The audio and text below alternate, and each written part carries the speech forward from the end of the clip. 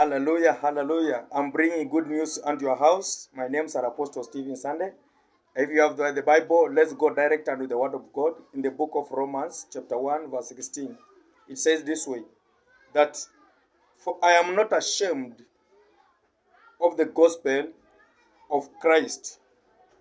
Hallelujah. I'm not ashamed of the gospel of Christ, not the gospel of demons, not the gospel of curses. For it is the power of God unto salvation. This gospel of Christ is the power to save. Hallelujah. To everyone that they believe it. To the Jew first and also to the Greek. For therein is the righteousness of God revealed from faith to faith. Not your own righteousness. The righteousness of God revealed from faith to faith. It is written, the just shall live by faith, not by works. Hallelujah. Anytime you hear about the word gospel, what comes in your mind? What comes in your mind? Or anytime you walk from your house to the church, what are you going there to hear? What comes in your mind that I'm going to hear? Hallelujah. The word gospel means good news. It's not about bad news. So if I come to you and tell you that there are some people planning to bewitch you or planning to take you from your job, that's not a good news. It's a bad news. Hallelujah. Paul is very clear here that he's not ashamed of this gospel to explain a person,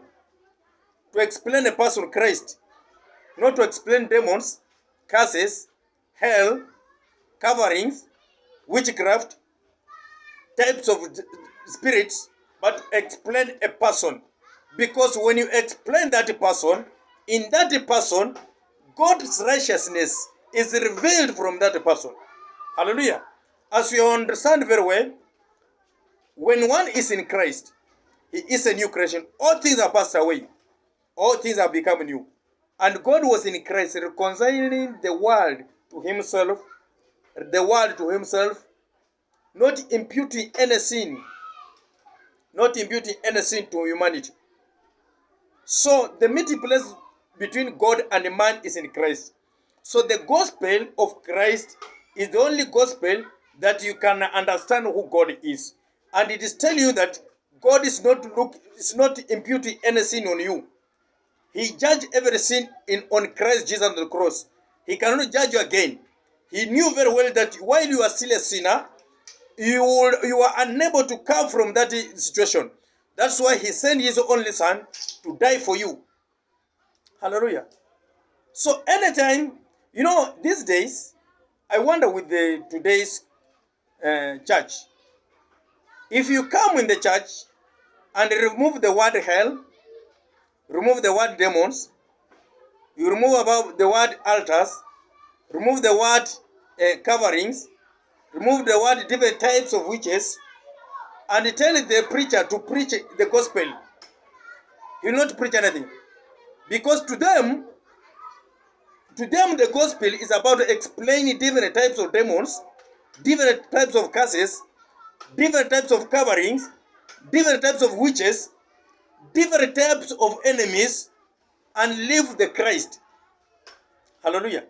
My friend, let me tell you this. The gospel, anywhere you go, and a preacher stands up and he does not explain the finished work of Christ, or the things Jesus did on the cross for you to be reconciled back to God, that's not the gospel. That's the first point. Second, anywhere you go and the preacher is making the gospel to be futuristic,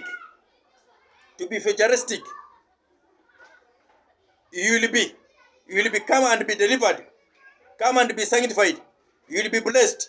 That's not the gospel. The real gospel is about past. When Jesus died on the cross, there are so many things he did. He made you, once you enter him, you become the righteousness of God, you become the blessedness of God, you become the holiness of God, you become redeemed, you become delivered, you become the child of God, you become the priest, you become the king, You become a joint heir with Christ Jesus. It's not about the future. It is something past. It's already done. You are already blessed. You are already the righteousness of God. You are already the Son of God. You are not going to be prayed to be delivered. You are already delivered. You are not going to be prayed to be blessed. You are already blessed. Hallelujah. So the real gospel is about what is already done, not what is going to be done. Hallelujah. Never allow any preacher to postpone what is already in you in Christ Jesus. Hallelujah. The third thing, Paul never preached the gospel of imitation. He preached the gospel of identification. What do I mean this? He never preached a God who is so far away from into another planet. He preached a God who is in you. Hallelujah.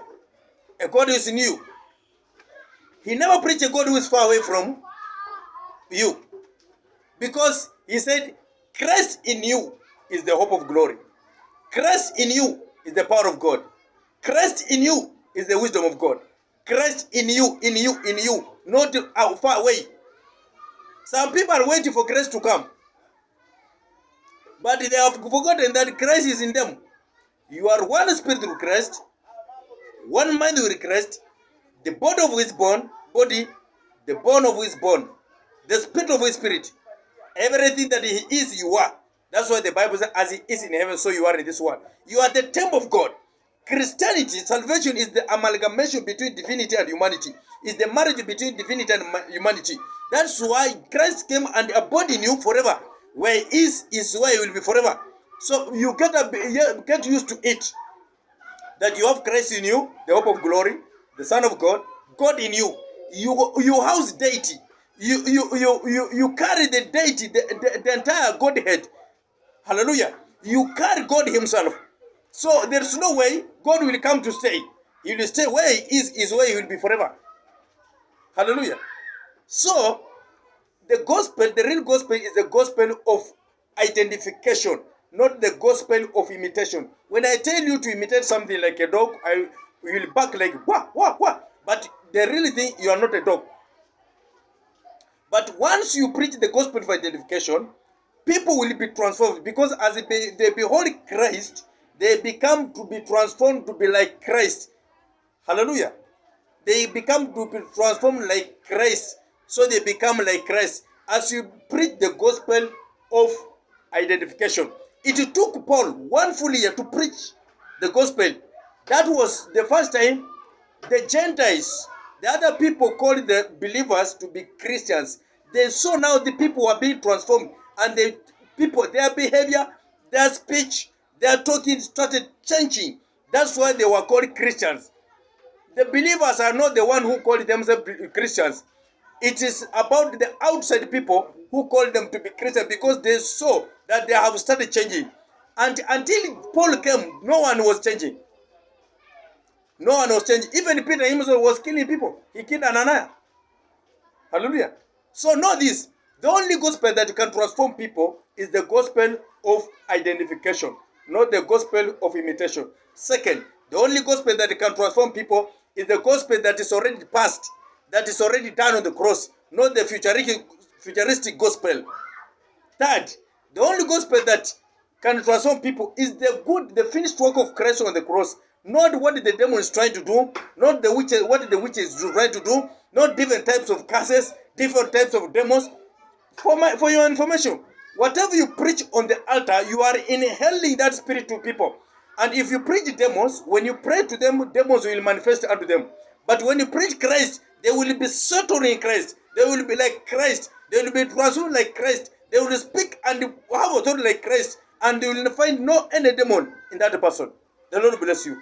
As you behold and listen to this video, it will help you to discern the difference between the true gospel and the wrong gospel.